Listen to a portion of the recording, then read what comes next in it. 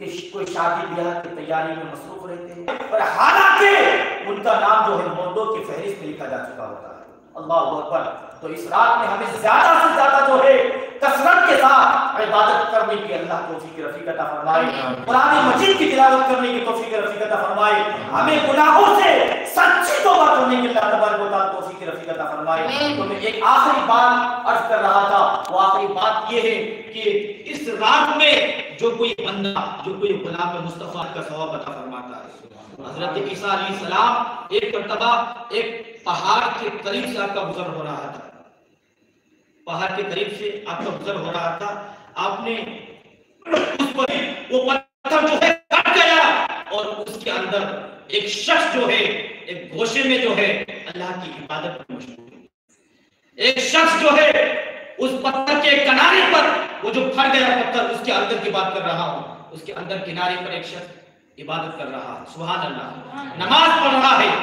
اللہ کی عبادت میں مشغول ہے۔ حضرت عیسیٰ علیہ السلام نے یہ عجیب منظر دیکھا تو آپ اور حیران ہو گئے۔ آپ نے کیا دیکھا کہ اس کے داہنے جانب ایک انگور کا درخت لگا ہوا ہے، انگور کا درخت ہے کہ جس کے پھل جو پھلوں سے لدے ہوئے ہیں، اور اس کے بائیں جانب پانی کی نہر موجود ہے۔ حضرت عیسیٰ علیہ السلام نے دیکھا، آپ کو بہت اچھا معلوم ہوا، آپ بہت خوش ہو گئے، اور آپ جو ہے اس شخص کی قسمت پر رشک کرنے لگے، ناز کرنے لگے۔ جیسے ہی اس نے نماز ختم کی، حضرت عیسیٰ علیہ السلام اور اسے سلام و مصافحہ فرماتے ہیں۔ سلام و مصافحہ کرنے کے بعد آپ اس شخص سے دریافت کرتے ہیں، پوچھتے ہیں تم کون ہو، تم کون ہو، اور کب سے اس درخت کے اس پہاڑ کے اندر، اس چٹان کے اندر عبادت کر رہے ہو؟ وہ شخص عرض کرتا ہے کہ میں مشغول ہوں حضرات محترم، اور جب مجھے بھوک لگتی ہے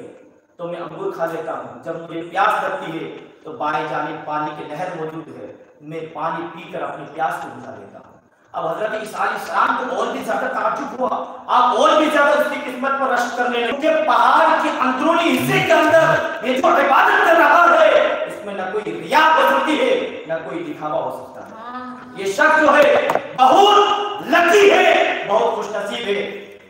ابھی اتنی ہی باتیں، اتنا ہی عریضہ پیش کیے کہ رب تبارک و تعالیٰ کی بارگاہ سے آواز آتی ہے، اے عیسیٰ تمہارے بعد جو ہے میرے محبوب تشریف فرما ہوں گے، تمہارے بعد جو ہے میرے مصطفیٰ، میرے حبیب تشریف لانے والے ہیں، اور میرے حبیب جب تشریف لائیں تو میرے حبیب کے امتی، میرے حبیب کے امتیوں کو، میرے حبیب کے غلاموں کو میں جو ہے ماہ شعبان عطا فرمانے والا ہوں، اور ماہ شعبان میں 15ویں شب برات عطا فرماؤں گا۔ میرے حبیب کا امتی، میرے حبیب کا غلام اگر اسی شب برات میں صرف 2 رکعت نماز پڑھے گا تو اس موسیٰ علیہ السلام کے امتی کے 400 سال کی عبادت سے بھی زیادہ میں اس آپ کے امتی کو وہ ثواب عطا فرماؤں۔ یعنی میرے حبیب کے امتی کو، میرے محمد صلی اللہ علیہ وسلم کے امتی کو، غلام کو جو شب برات میں 2 رکعت نماز پڑھے گا، میں اس کو موسیٰ علیہ السلام کی امتی کی 400 سال عبادت سے زیادہ ثواب عطا فرماؤں گا۔ آپ اندازہ لگائیے، آپ اللہ کے رسول کا مہینہ ہے، اور اللہ تبارک و تعالیٰ قادر ہے، وہ قادر مطلق ہے، ہر چیز پر قادر، قطرہ کو دریا بنا دے، بے زر کو بوزر بنا دے، وہ گدھا کو بادشاہ بنا دے۔ ارے وہ اگر چاہے رب کی رحمت سے کبھی آپ مایوس مت ہوئیے۔ یہ سوچئے کہ مصطفیٰ کریم کی نسبت اور ماہ شعبان کی فضیلت اگر آپ کی ذات میں شامل ہے، اور اللہ کی رحمت سے کوئی بھی چیز دور نہیں ہے، یہ اس کی قدرت ہے، وہ حیوم و قیوم، ایک مرتبہ یا اللہ کو کہنے پر 400 سال کی عبادت تو کیا چیز ہے، اگر وہ چاہے تو ہزاروں سال کی عبادت کا ثواب عطا فرمائے۔ سبحان اللہ۔ حضرات اللہ تبارک و تعالیٰ جو ہے کتنا شرف، کتنی فضیلت امت مصطفیٰ کو اللہ عطا فرماتا ہے۔ آج کی رات کی کیا فضیلت ہے